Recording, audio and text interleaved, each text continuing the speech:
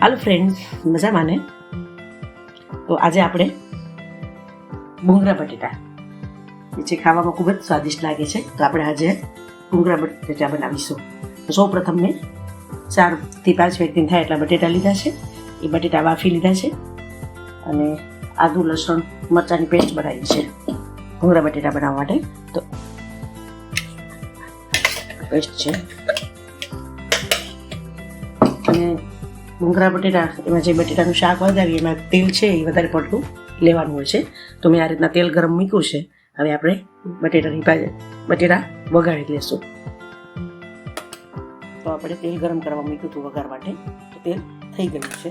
તો હવે આપણે એમાં આદુ મરચાં અને લસણ વઘારીશું.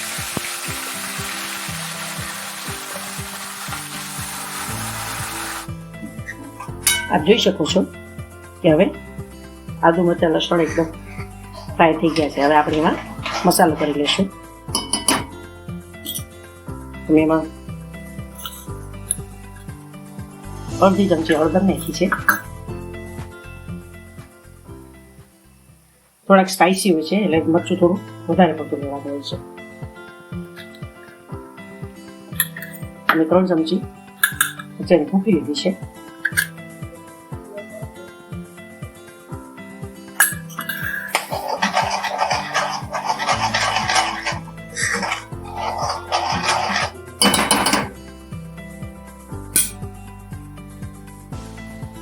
મીઠું પણ આપણે ગ્રેવીમાં નાખી દઈશું.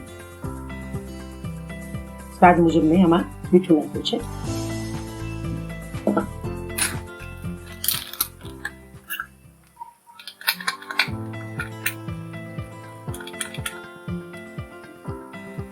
નાની 1 થી 2 ચમચી ગરમ મસાલો. આપ જોઈ શકો છો ગ્રેવી એકદમ તેલ છૂટું પડે એવી થઈ ગઈ છે, એટલે ગ્રેવી એકદમ થઈ ગઈ છે. ત્યારબાદ આપણે એમાં 2 ચમચી જેટલો લીંબુનો રસ એડ કરીશું.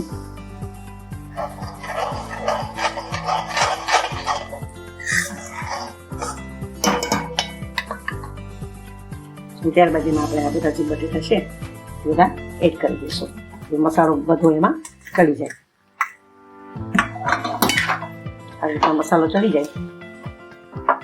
ગ્રેવીમાં જ મસાલો કરી દેવાનો છે, આ રીતે મસાલો ચડી જશે. સ્પાઇસી આપણે જેવું ખાતા હોય એવું કરવાનું. ભૂંગળા બટેટા થોડા સ્પાઇસી જ સારા લાગે છે. એમાં લસણનું પ્રમાણ થોડું વધારે પડતું હોય છે. તો મેં આ રીતના આખો બધો મસાલો કરી એમાં બટેટા એડ કર્યા છે. બટેટામાં બધો મસાલો ચડી જાય એટલે આપણું શાક થઈ ગયું છે. ત્યારબાદ એને આપણે ભૂંગળા સાથે ખાવાનું છે. કોથમરી એડ કરી દઈશું આપણે.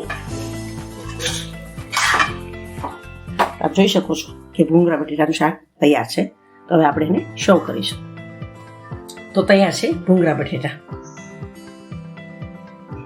આપ પણ ઘરે ચોક્કસ ટ્રાય કરશો. કેવા લાગ્યા એ કોમેન્ટ બોક્સમાં મને કહેશો. એને આ રીતના ખાવાના હોય છે. ભૂંગળામાં બટેટું ચડાવી એ ભૂંગળા બટેટા ખાવાના હોય છે આ રીતના.